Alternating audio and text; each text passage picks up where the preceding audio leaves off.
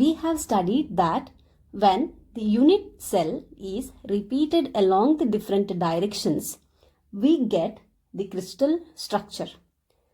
Hence, we can tell that the crystal lattice is made up of very large number of unit cells. And every lattice point is occupied by one constituent particle. That these particles can be an atom, molecule, or it can be an ion. Now, let us calculate what would be the contribution of each constituent particle that is present at every lattice point. And hence, let us calculate the total number of atoms that is present in a unit cell. In the beginning, we shall calculate the number of atoms present in a simple cubic unit cell. So this is also known as primitive cubic unit cell. Here we have three different representations of primitive cubic unit cell. This structure A represents the open structure of a primitive cubic unit cell, and the structure B is known as the space filling structure.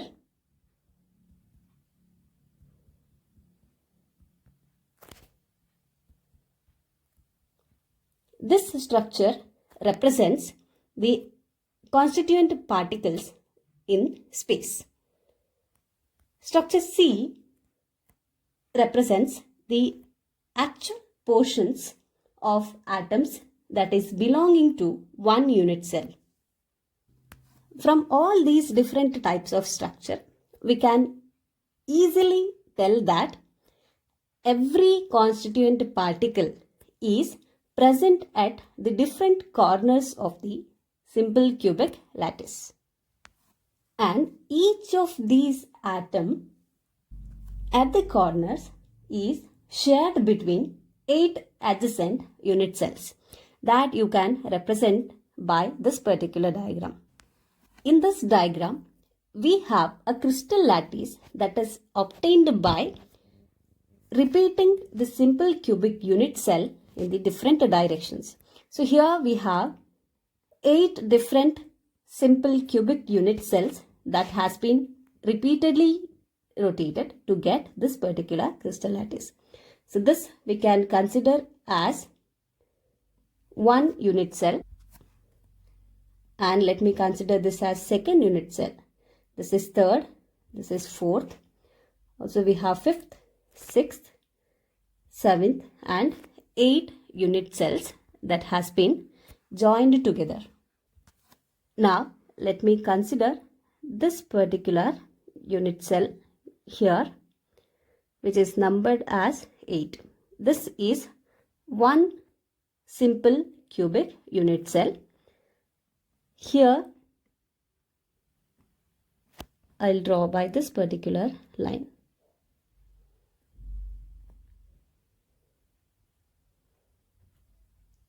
So in a simple cubic unit cell, constituent atoms are present only at the corners. So at this corner we have constituent atoms. So these are the corners where we represent the constituent atoms. So now this particular atom, you can see that it is shared with the 8 different unit cells. So the contribution of every constituent particles that is present at each corner is 1 by 8. So 1 by 8 is nothing but it is the contribution of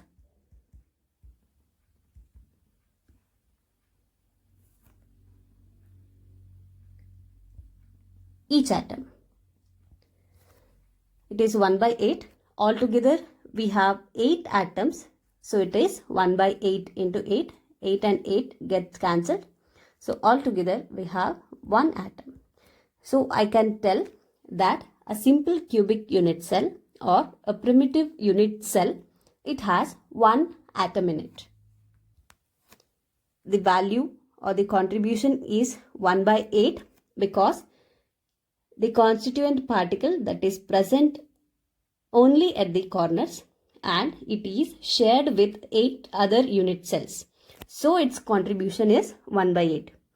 In a cubic unit cell, we have 8 such constituent particles and therefore the total number of atoms is 1 by 8 into 8, which comes out to be 1.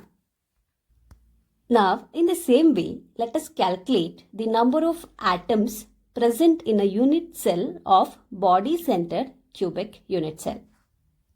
Here we have the different structures for the body-centered cubic unit cell.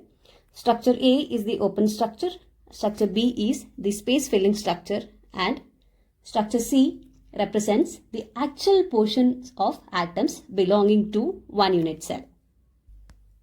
The body-centered unit cell, that is BCC unit cell, has an atom at each of its corners.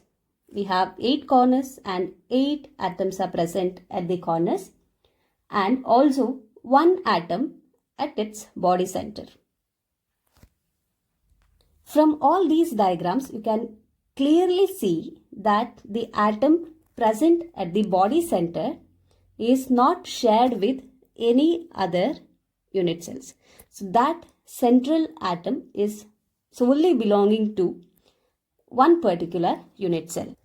Thus, we can write 8 corners and the contribution of every atom at the 8 corners is 1 by 8. So, I can write 1 by 8 per the corner atom, and this comes out to be 8 into 1 by 8, a total of 1 atom. Along with these corner atoms, we have 1 atom at the body center. As already told, this 1 atom at the body center wholly belongs to the one particular unit cell to which it belongs. So, the contribution of this 1 atom is 1, and therefore we have 1 atom. So, total is 1 atom plus 1 atom. Altogether, we have 2 atoms in a body-centered cubic unit cell. Discussing about the number of atoms present in a unit cell of face-centered cubic unit cell, that is the FCC unit cells. These unit cell contains atoms at all the corners. All the 8 corners atoms are present. Along with the atoms present at the corners, at the center of all the faces of the cube, we have the constituent atoms. So here we have the open structure represented in diagram A, as well as the space filling structure in B, as well as in C we have actual portions of atoms that is belonging to one unit cell. As in case of the primitive cubic unit cell as well as the body-centered cubic unit cell, here also the atoms present at 8 corners, their contribution is 1 by 8, and therefore we have 8 into 1 by 8, which is equal to 1 atom. Now, what about the contribution of the atoms that is present at the faces of the cube? Consider this atom here, which is present between the faces. Now, this atom is shared between the 2 unit cells. Therefore, the contribution of each atom that is present at the faces is half. We have 6 different faces. So, 6 atoms are present at the 6 different faces and their contribution is half.